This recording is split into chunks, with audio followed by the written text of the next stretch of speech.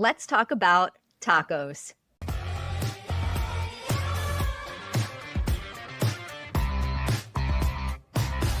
Welcome back to Sprung On Food. I'm your host, Kae Sprung. This season, we're talking about favorite foods, the history behind it, and the role it plays in the world today. Joining me today is stand-up comedian and writer Lauren Davis. Lauren, welcome. Hi, thank you for having me. I'm so excited to talk about tacos. Listen, I am as well. Not only are you a very funny person, but your food is also one of my favorite foods. So I'm stoked to talk all things tacos with you, but I've got to know all about your relationship with this food. Why is it your favorite? Tell me all the things. Oh my gosh, tacos have just such a crazy history with me from living in St. Louis, Missouri, making old El Paso tacos with my mom to visiting my dad who always lives in LA and having these really authentic tacos. I feel like tacos have always I just any variety. I just love tacos. I don't even know. They have such a familial history, and then also just getting older and then traveling to Mexico and having amazing tacos. So they've always just been a staple in my life. Yeah. Have you, in your mind's eye, a kind of pivotal moment where you were like, dang, tacos are my favorite. I absolutely love these. Or was it just a food that you just always loved and just tried and true? Oh man, I feel like probably being in LA and seeing the variations in tacos. So there's black people tacos in LA where they're kind of fried with turkey and cheese. They're amazing. And then Wow. there's these authentic tacos. I feel like going to LA opened my mind up to there's more than the old El Paso box from the Midwest that we were used to. Sure. We didn't really have that many access to amazing tacos. So I think just spending time in LA was oh my gosh, tacos are the best. Hell yeah. And were there any places in particular that were maybe your go-tos or your fave spots to check out when you go back or when you were there? Yeah, there's oh my gosh, there's this food truck my dad would take me and my siblings to. I cannot think of the name of it. But then there's also this place called Dimes Tacos. And that was that was the black people's tacos, sort of our variation of a taco again, the turkey with the cheese and it's fried and it's amazing. Wow. I think Dimes Tacos was pretty good. Yeah. Also, oh my gosh, I just totally forgot. Jack in the Box used to do Oh, tacos. Do you know about Jack in the didn't Box? they have the mini tacos? Yes. Like a box of Oh, 200 mini tacos or something crazy. I never got them. I've actually I never didn't know been about to a the box actually. Oh, I'll have to fact check myself. I could be wrong, but my gut is telling me that this was a thing at some point in time. I've never been to a Jack in the Box, but I'm Okay. aware of their cultural relevance. So Yeah. their tacos are good there? Yeah, man. I after school you could get two tacos for $1 or Wow. something like that. And they were again not authentic at all. They were this fried with meat and cheese and just a little lettuce and a little maybe tomato for to garnish. Didn't even really Sure. need much, but and you'd have the hot sauce on it.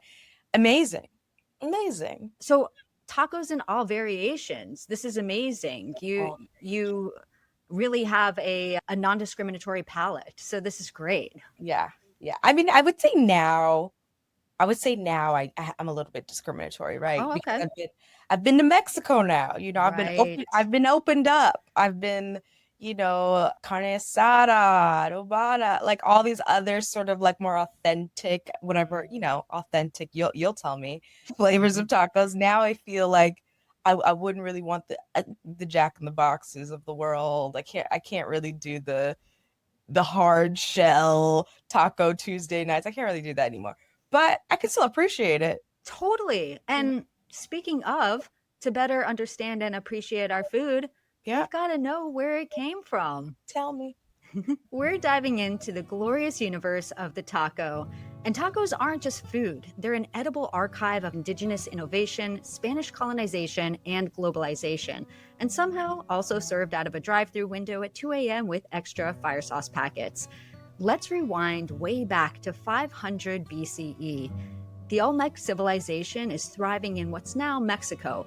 Corn or maize is the anchor crop, and it's a cornerstone of cosmology. In the Popol Vuh, the 16th century Quiche Maya text, rooted in much older pre-Hispanic beliefs, the gods created humans out of corn dough or masa. In this worldview, maize wasn't just food, it was life itself. But raw corn isn't easy to digest or very nutritious unless it's processed. Enter nixtamalization, a brilliant chemical process where maize is soaked and cooked in alkaline solution, often lime water. This unlocks niacin, improves protein availability, and transforms the texture of the dough, making it pliable and flavorful. And this might sound familiar if you've listened to the History of Breakfast Burritos episode of Sprung On Food, and if it doesn't, you can watch that episode on YouTube or available wherever you get your podcasts. During the time of the Aztecs or Mexica people, tortillas made from nixtamalized corn were a dietary staple. People used them to carry other foods, fish, insects, beans, squash, or chili sauces. Now, Bernardino de Sahagún was a 16th century Spanish friar and ethnographer. He documented that indigenous peoples of Tenochtitlan ate zacali, aka tortillas, with almost everything. So while nobody in 500 BCE was calling them tacos, the practice of wrapping food in tortillas is thousands of years old. This wasn't a trendy food, it was a way of life. Food as fuel, portability, functionality. A tortilla was your plate, your utensil, and your napkin all in one. Lauren, tortillas were, and still are, portable and multifunctional. Aside from maybe like a Swiss Army knife, is there anything that you can think of that is also portable and multifunctional, either universally or maybe just specific to you? Oh my gosh, that's so funny. But it just sparked for me. I was in Mexico and I ordered a rotisserie chicken and it came with tortillas. Wow. So almost like a DIY kind of taco Yes, situation. yes. And I was like, it was just like I like chicken and rice, and it was like little tacos wrapped or like little tortillas wrapped on the side. Sorry. And I was like, okay, Oh, I love that. ride or die for the tortillas. Yeah, just very commonplace. Kind of eat it with everything. Yeah, and I love that. Okay, but you asked me what is this like multi-purpose sort of thing? I don't know why I'm automatically thinking of like my hand sanitizer. Okay, explain. I've like used it like when I was like on a plane and I was like I didn't have anything and I just I don't know, I know maybe I'm like being a Yeah, germaphobe, but I'm like hand sanitizer, cups and clutch, and it's portable, multifunctional for my life. I love that. Need a little alcohol for something. There's a little hand sanitizer. Maybe because we're talking about food too, and it's in my brain. Yeah. I'm like, yeah, No, something. absolutely. Yeah, Yeah, I mean, listen, a plane would be a good place to use it. So I'm not judging you on that at all. yeah, yeah. Well, let's talk etymology. The word taco appears much later in the historical record. According to food historian Jeffrey M. Pilcher, the term may have originated in 18th century, not in a kitchen, but in a mine. Lauren, do you have any guesses of where it came from within a mine? I'm like somebody blew it up after having tacos, and it was like, no, no, no. I was like, that's me actually in Mexico blowing shit up after having taco. Oh my gosh. No, give me the answer. Okay, you're phoning a friend. The friend is mean. I shall help you out. In Mexican silver mines, workers would wrap gunpowder in small pieces of paper and stick them into holes carved into rock. These little dynamite charges were called tacos. It was Oh, slang for plug or wad. Now, if you imagine a tortilla folded or rolled and stuffed, the resemblance to a dynamite stick, you might see it. It's not hard to imagine how miners, many of them indigenous laborers, might have started to call their portable wrapped lunches tacos also. Whether the name came from the mines or not, by the late 19th century, the word had made it into culinary vocabulary. Okay, would you had ever guessed that that's a possible origin for where the name came no. from? No, and that's so fun. And I love that I love that when a word takes over or like a meaning sort of just shifts so dramatically, because now no one now going into mimes is gonna say, hey, this is a taco, right? Right. No, They're not I gonna mean, say that anymore. That might be silly. Somebody be like, bro, well, where's the salsa? Like, this is not a that's not a taco. This is a now it probably has a new name, right? totally. I mean, I That they're couldn't still tell doing you, but that. at that time, as history goes, that's what was going down. If it today there wasn't a name for taco yet and you were in charge of naming it, what would you name it? Sent from God. Love it. Amazing. Now, this time, street food culture was thriving in Mexican cities. Working class people didn't have the luxury of long lunches or dining halls. Instead, they purchased quick meals from vendors, many of whom were women known as taqueras. These early tacos were often filled with affordable, flavorful ingredients like cabeza, head meat, lengua, tongue, and tripa, tripe, parts that are now celebrated in regional Mexican cuisines but once dismissed by elites. Tacos were working class communal food, a little messy, and for many people, they were also a taste of home in the midst of growing urban industrialization.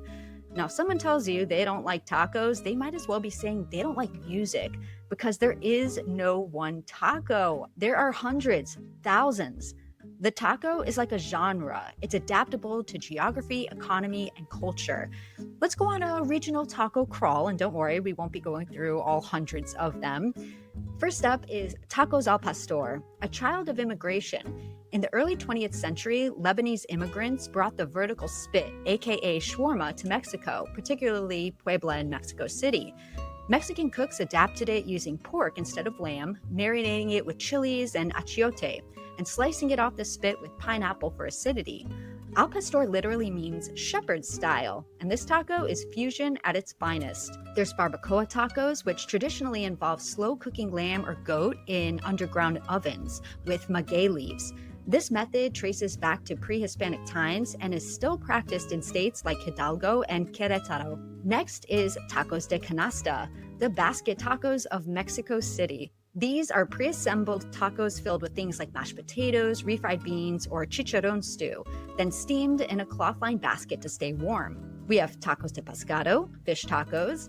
Baja California gave us these beauties in the mid-20th century, especially in Ensenada, where the local fishing economy brought crispy fried fish into corn tortillas with cabbage, crema, and lime. They gained mainstream attention in California surf towns in the 1980s. Then there's tacos gobernador. These were created in the 1990s in Sinaloa by a restaurant that wanted to impress a visiting governor who was known to enjoy his wife's shrimp tacos. This version was made of shrimp, melted cheese, peppers, grilled in a tortilla. And good news, word is, he loved them. And cochinita pibil tacos display strong Mayan heritage. Pork is marinated in sour orange and achiote, then slow cooked in banana leaves. It's tangy, rich, and often served with pickled red onions. Every region brings its own ingredients, traditions, and flavor profiles, anchored by the tortilla, but super diverse in what it contains. Lauren, each of these have their own origin and unique ingredients. If there was a tacos de Lauren, what would it be? Wow, wow, wow, wow, wow. I'm so amazed by like the Lebanese like spin on tacos. Like I think that's amazing. Tacos de Lauren, what would it be? Oh my gosh. I mean, the thing is like I go back and forth between flour and corn tortillas actually. Sometimes the flour is really, really good. Mm-hmm. So maybe a flour tortilla actually. Okay. Definitely some marinated meat. I mean, I'm just basically naming off a Mexican taco. That's okay. You can make it exactly or customize it however you want. It's your Yeah, taco. marinated meat. I'm thinking like a beef, probably maybe a pork. Dare I say pork? It's not cute. It's not in fashion to say pork, but no cheese though. Honestly, at this Okay. point in my life, in my Can't, 30s, can't do the lactose. we can't do it. We do it Okay. sometimes when we're just like don't have anything to do the next day, but Okay. generally I have things to do the next day. So Fair. yeah, we'll cool it on the cheese. We'll have like a really nice salsa, some sort of like onion, or even like I love like a pickled onion too. Yeah. Yeah, like a pickled onion, some lime, cilantro, a little avocado. We're good to go. Hell yeah. No, it sounds delicious. Yeah, put that on a menu. Everybody's getting it. So, how did tacos start to gain greater popularity? Well, tacos traveled with the people. Beginning in the late 19th century and accelerating during the Mexican Revolution from 1910 to 1920, Mexican laborers began migrating north, especially into California, Texas, and Arizona. With them came food traditions. In cities like Los Angeles and San Antonio, tacos started appearing at markets and food stands. One of the earliest written mentions of tacos in the US appeared in a 1914 California Mexican Spanish cookbook, but the mainstreaming of tacos didn't really kick into gear until post-World War II era, and that's where we meet Glen Bell. Bell was a California entrepreneur who started selling hard-shell tacos at his burger stand in the 1950s. He noticed long lines outside a Mexican restaurant across the street, believed to be the Mitla Café. In fact, much of Glen Bell's innovation came directly from Mitla Café, a Mexican-American family-run restaurant in San Bernardino founded in 1937. Bell became a regular customer and over time began learning how they made their tacos, specifically the fried hard-shell variety. And while he certainly didn't invent the taco, he industrialized it. In 1962, he founded Taco Bell in Downey, California, and franchised just 2 years later in 1964. The chain grew to 868 restaurants before being sold to PepsiCo in 1978 for, Lauren, do you want to take a guess of how much it was sold for in 1978? Wild. I'm like $1 billion. So I'm like, I don't know. It had to have been a lot. Millions, millions. Yeah, okay, well, you would be right. In 1978, it was sold for 125 million, and Wow. that would be over about 616 million today. Wow. While Taco Bell grew into a fast food empire, Mitla Cafe remained a community cornerstone, still open today, still serving tacos the way they always have. Bell's genius, or hustle, was in franchising. By standardizing the taco with pre-made shells, seasoned ground beef, iceberg lettuce, cheddar cheese, and sour cream, he made it mass-producible and palatable for non-Latin American audiences. Was it authentic? Not really, but it was influential. Taco Bell expanded nationwide in the 1970s and 80s, bringing an Americanized idea of the taco to the masses. The taco had officially gone corporate. But here's the thing. The U-shaped preformed taco shell that made fast food tacos possible, that wasn't Glen Bell's idea. In fact, a frying device and form to produce shells in a U shape was patented back in 1947 by a Mexican-American entrepreneur named Juvencio Maldonado. His device allowed tortillas to be fried into consistent U-shaped shells, a game changer for restaurants looking to scale up taco production. Bell may have built the empire, but folks like Maldonado laid the groundwork, quietly and without fanfare. And long before either of them, Mexican-American home cooks and vendors had been frying tortillas into crispy shells on street corners, often using makeshift molds or tongs. So when we talk about who invented the hard shell taco, we need to remember it wasn't invented. It was borrowed, adapted, and commercialized. And Maldonado's patent is one of the few official records that proves it. Lauren, do you have any thoughts about the backstory of Taco Bell? I have no idea. I didn't know Bell was a last name. I had no idea. Oh my gosh. I mean, on one hand, I'm like, wow, he essentially gentrified tacos. I mean, this guy. But I do love the fact that at least like a Mexican American person like made the patent. Because Glen Bell's is a white guy, I guess. Yes, very much so. Yeah. He's a white guy. So on one hand, I do love that it was like, at least this other Mexican person has some like input as well in the patent. I hope they, you know, saw a good chunk of that, millions and millions and millions of dollars. But I'm like, damn, Glenn really he really did a lot, man. He really allowed for me, a little girl in St. Louis, Missouri, to try taco. Because I mean, I'm pretty sure like Taco Bell was, or maybe it was Del Taco, which is like the spinoff. Like, you know what I mean? One of those were like some of the first tacos I've ever had for sure. So it's pretty cool.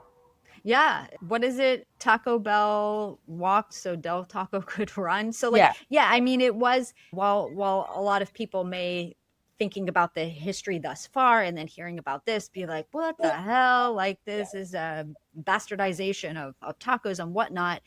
In a way, though, it was a lot of people who were not in regions where those tacos authentically were prevalent. That was kind of their first foray and taste, perhaps, into what a taco even was. So Yeah. yeah, it's kind of an interesting story where it's like, okay, how do I feel about this? But then in a way, it kind of gives it a platform. So it's interesting. And I mean, who doesn't know the name Taco Bell today? So Yeah, I'm actually also a little bit shocked at how early Pepsi bought it too, which makes sense. You know, it's been able to expand and it's like been such a huge business, but I'm like, damn, very, very early on, he was like, show me the money. and some might even say like, but shouldn't it have been more? But it wasn't what it is, especially today. So I mean, Yeah. yeah, that's pretty. I would yeah, I would probably take that payout too. Yeah, yeah, yeah, exactly, for sure. Oh man, suddenly I want a cheesy gordita crunch and I want a Mountain Dew right now. At this morning, oh my gosh, Taco Bell is amazing. It's so good. I don't care what anybody says. Remember they got in trouble for having like grade D meat? Was that like a rumor for a while? Like the meat was Oh, so bad. And I was like, you're like, oh, that wasn't in my research. I don't care. I love it. I want it. It's so good. I feel like I may have heard that it was night. What was it? Only 80% meat or something like that. Oh no. So yeah, who knows? I mean, I put it in the same bucket as when was it Subway had like Yeah. yoga mat and their bread. Everybody's just getting crazy. Oh yeah, I definitely have pieces of Taco Bell meat that still haven't digested from 1999 inside of my body. That's a fact. That's a fact. Taco Bell for life, literally. Yeah, exactly. What is that? Live Moss It's living moss in your internal in my gut. organs. Yep. Mm-hmm. Okay. Yep. Now, how many times have you heard Taco Tuesday? Taco Tuesday may sound like a harmless weekly tradition, but it comes with a surprisingly spicy legal backstory.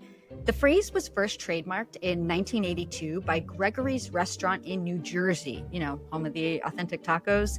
It was created as a promotional deal to boost early in the week sales, but that was only trademarked in New Jersey. So then, more famously, in 1989, it was trademarked by Taco John's, a Wyoming-based fast food chain, also sounding super legit, that aggressively defended its national claim, sending cease and desist to anyone from small restaurants to major brands who tried to use the phrase.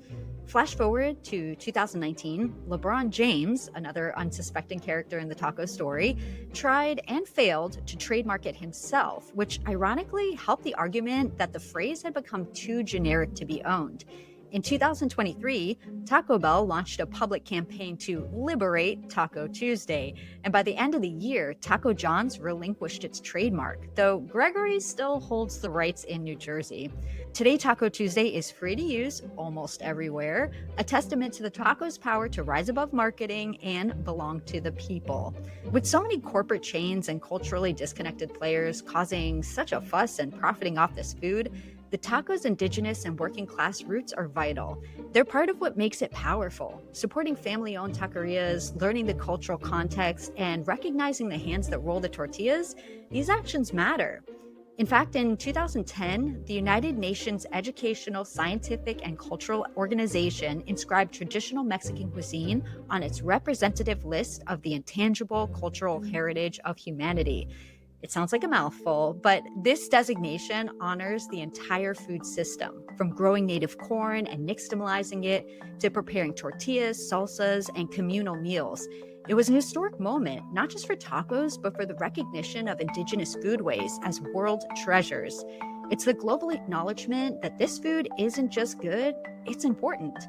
And there are a few notable spots today serving influential and authentic tacos to mention. There's Guisados, a taqueria in LA founded in 2010 that makes tacos from scratch and helped push authentic street-style tacos into wider popularity during the early 2010s. There's Tacos El Frank in Tijuana and Taqueria El Khalifa in Mexico City, notable for high quality regional offerings. Tacos El Frank in particular is often cited as a must visit for taco purists. And Leo's Taco Trucks in Los Angeles and San Francisco are famous for their al pastor, carved off a spit from the street corner, a cult favorite. Lauren, have you heard about any of these, or are there any that you're curious to try next time you happen to be in LA or in Mexico? Yes, Al Khalifa, that one in Mexico City. I have been there and it's delicious. It's like Okay. tacos on tacos on tacos and tacos and tacos. Have you heard of Taquera Ramirez here in New York? Ooh, not yet. Tell me about it. Taquera Ramirez is so good. It's in Greenpoint. Pretty sure it's authentic, but they only have like maybe like five or so tacos on the menu, and they have like Nepal and some vegetarian options. But yeah, they've got like I'd have to look it up, but they've got some good stuff on their menu.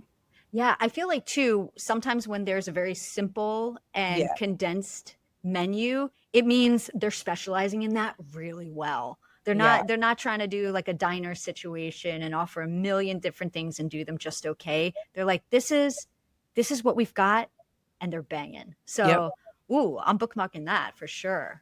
so good in Greenpoint. Yummy.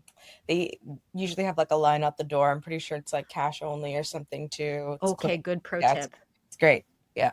Okay, I will come cash in hand then and prepare to wait in a line. So good. It's such a quick and easy meal too. That's what I like about tacos. Like if you just want like a snack, Mm-hmm. one, only Yes, one. it can easily just be a snack or turned into a full-on meal. It's so, I mean, listen, you picked a good favorite food. It covers all the bases.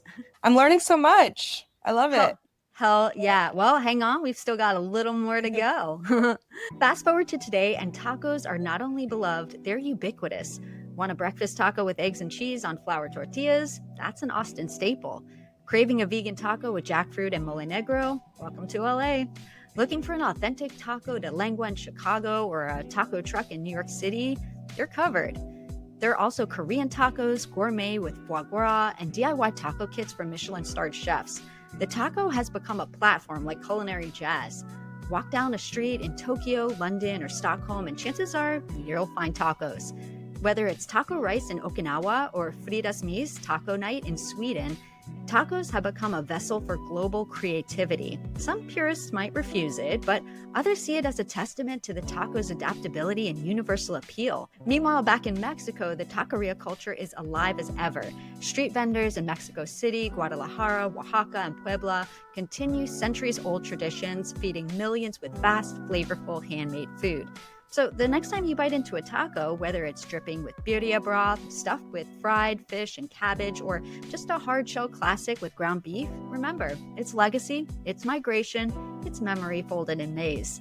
And if history's taught us anything, it's that tacos aren't going anywhere. They'll keep evolving, just like the people who make them. Lauren, what do you think about the backstory of tacos? I'm gagged. I learned so much. I'm like, oh my God, tacos, my favorite.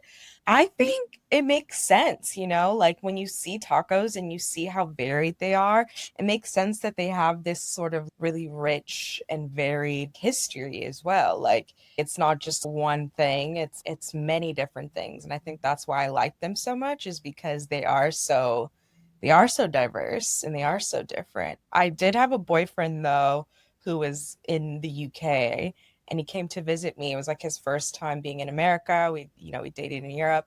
And I was like, "You've never had a taco before because you've never been to this side of the world." He's like, "I've had a taco before. I've had a taco before. Like they have tacos in the UK. They have tacos in the UK." And he had some tacos here. He was like, "Yeah, you're right. I've never had a taco before." And I was like, yeah, they're different, man. They're different. So I feel like a little bit of a purist sometimes when I'm like away from at least like North America, because I just feel like we do them so well over here. But man, that's what I love about them. They're just so different and they're everywhere. Yeah, and you hit so many of the points just even in your other comments throughout where there is no one type. There are so many. It is extremely customizable. So as you were saying those things, I was like, "Oh, you already know. You already know where we're going." Yeah. So, yeah, it's very true. Yeah. And with a food as big as tacos, you bet it's landed into pop culture. The Yo Quiero Taco Bell Chihuahua campaign in the 1990s is a prime example of tacos entering mainstream consciousness through advertising. Plus, the dog was very cute. In 2016, during a live MSNBC interview, Marco Gutierrez, a co-founder of Latinos for Trump, warned that unchecked immigration would lead to taco trucks on every corner. His attempt at fear-mongering instantly backfired. The phrase became a viral slogan of pride, resistance, and frankly, a delicious vision for the future. Tacos have even made their way into academia. Unsure if this is still being taught today, but as of 2016, Dr. Stephen Alvarez at the University of Kentucky taught a course called Taco Literacy, where students eat and analyze tacos while learning about Latinx foodways, immigration, and identity. And if there's taco homework, I'm in. Then there's a viral sensation of Quesabirria, a cheesy, juicy taco dipped in consomme that went TikTok famous in 2020. Originally from Tijuana, inspired by Jalisco's birria stew, this beefy evolution now has global fans. Tacos of Texas is a podcast by Mando Rayo, a taco journalist and co-creator of the United Tacos of America TV show. The show focuses on conversations with taqueros and community members in 3 Texas cities, exploring local taco culture and the people behind it. On February 24th, 2024, the most tacos served in 1 hour was achieved by Tacos in Mexico City. Guessing game time again. Lauren, can you guess how many tacos were served in 1 hour? 500. Okay. Well, by Price is Right rules, you would win, but it's actually 8,450. Mm-hmm. 8,000. Yeah. Okay. Yeah. Get them into every restaurant everywhere, and service would be hella fast. So, oh my gosh, that's amazing. And National Taco Day is the first Tuesday in October. Wow. Have you been celebrating? No, I didn't even know. Okay. I mean, inadvertently, you probably have been. You just may not have realized it was that day. But now you can mark your calendar. Now I can mark my calendar. Lauren, are there any other pop cultural moments that you can think of, or any final words that you have about your favorite food? Oh, man. Tacos, you guys, man. I'm so shocked no one else has talked about their love for tacos on this show. Not yet. I know you're the first one, and I was like, what the heck? There was a breakfast burrito, which is like cousin-ish, but yeah, I mean, listen, it was meant for you. Breakfast tacos in Austin, I remember having those years ago, opened my eyes to a whole new world. I mean, the flour, the corn, the meat, the fish, the nopal, the veggie, it's endless. I appreciate tacos, what you've done to my life. That's beautiful. I'm sure that they love you right back. I hope so. Lauren, thank you so much for sharing your love of tacos and helping me to tell its story. No, thank you for educating me. I just consume without doing my history, my research. So I think people like you who stop and think about, okay, well, where did this thing come from? So thank you so much. We're in this together. Thank you. Thanks for watching. You can find links and more info in the description below. Don't forget to give this video a thumbs up and subscribe to the channel if you haven't yet. See you next time.